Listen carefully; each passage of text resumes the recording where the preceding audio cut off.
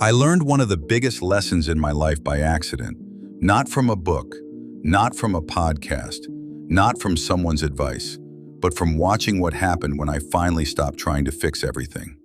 It started small.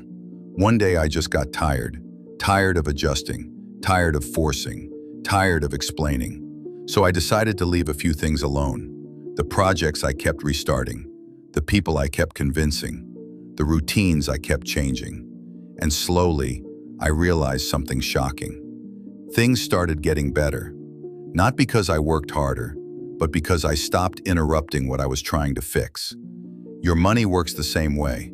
The more you chase new investments, the more you bleed in fees, mistakes, and emotions. You jump from stock to stock, from trend to trend, and wonder why nothing grows. But when you slow down, build a simple, boring plan, and put your money into something healthy, like a broad index fund you actually understand, then the smartest thing you can do is sit still. Not sit still in cash, but sit still inside your long-term plan. You let time and compounding do what they've always done. The line that once went sideways starts to rise, not because you became a genius, but because you finally stopped getting in the way. Your body has the same rule. You don't have to attack it every week with a new trend, a new cleanse, a new miracle routine.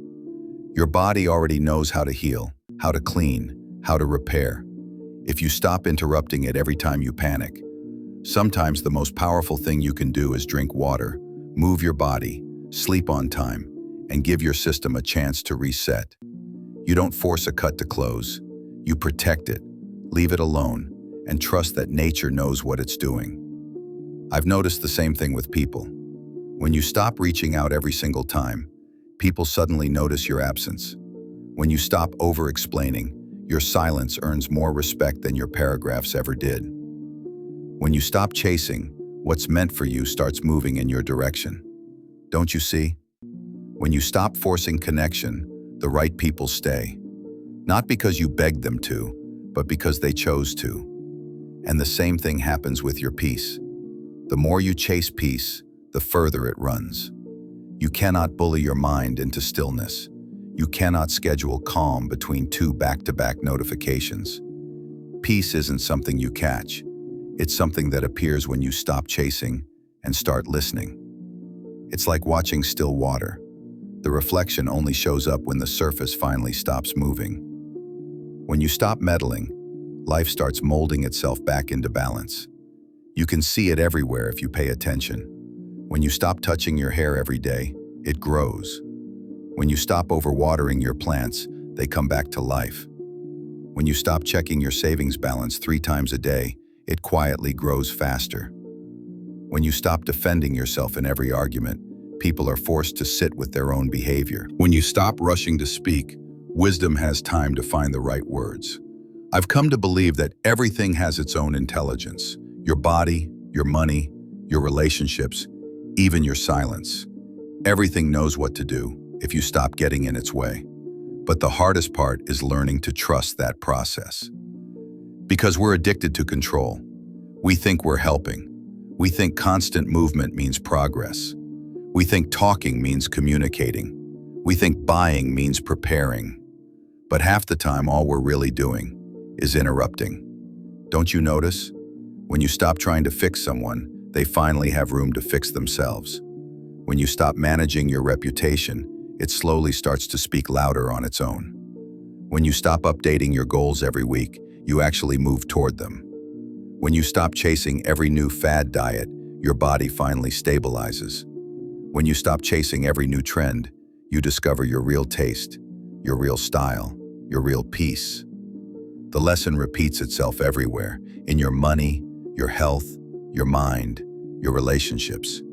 Growth comes from stillness. Healing comes from space.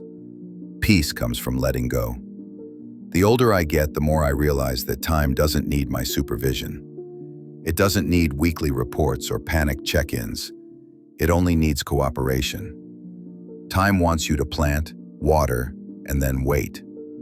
But we keep digging up our seeds every week to check if they're growing. We get impatient, and in our impatience, we destroy the process that was working just fine. Every investor learns this the hard way. Every gardener, every parent, every creator too. You can't rush growth.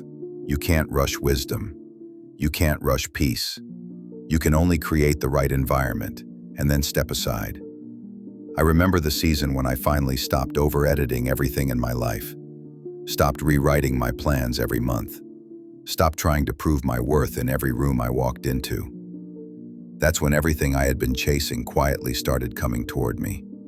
Not because I did more, but because I did less with more intention. That's the secret nobody talks about. Restraint. The discipline to hold back, to let things breathe, to allow life to settle into its natural rhythm. Even emotions follow this rule. You can't think your way out of sadness. You can't reason your way out of anger. You have to let them move through you. Like waves, they rise, they crash, they retreat. Every emotion has its own expiration date, but only if you stop renewing it by replaying the story in your mind. So much in life works better without your interference. You don't have to control how fast you grow. You just have to keep showing up and stop quitting too soon. You don't have to chase the right people. You just have to stop entertaining the wrong ones. You don't have to time the market. You just have to stop panicking every time it dips. You don't have to reinvent your purpose every week. You just have to stay still long enough for clarity to find you. Over time, you begin to realize that wisdom doesn't scream. It waits. It sits quietly behind every impulse, watching to see if you'll trust it this time. And maybe that's the real sign of maturity. Learning to leave things alone. Leaving doesn't mean giving up. It means respecting the process. It means trusting what's already been set in motion. It means allowing what's meant for you to unfold without your constant interference. Everything you love, everything you build, everything you hope for needs moments of silence to grow. The same way a wound needs stillness to close, and a tree needs stillness to root deeper, your dreams need stillness to anchor. Don't you see how everything you keep fixing keeps breaking? How everything you keep chasing keeps running? How everything you stop managing starts to stabilize? That's not coincidence. That's balance. Life doesn't always need your hand on the steering wheel.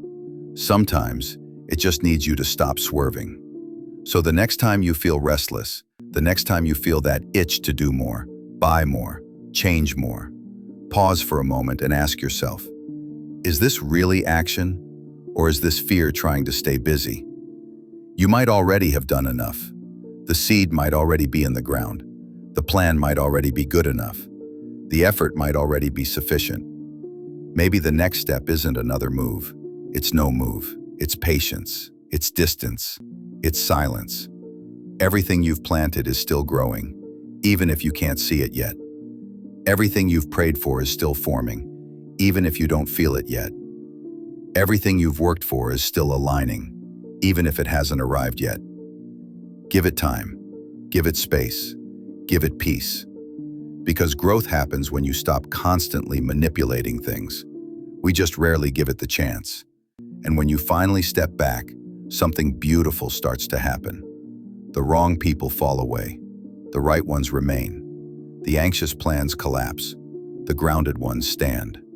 Your money settles into steady growth. Your body finds its own rhythm. Your mind stops shouting and starts understanding. You realize that not everything needed your hands on it. Some things just needed your trust. So leave it alone. Leave your long-term investments alone once they're set up well. Leave your healed wounds alone instead of reopening them with old conversations. Leave your past alone instead of reliving it. Let time breathe. Let effort settle. Let stillness do what control never could.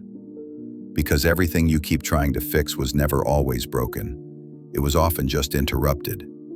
And when you finally stop interrupting, everything finds its way home. This is Thrive Village,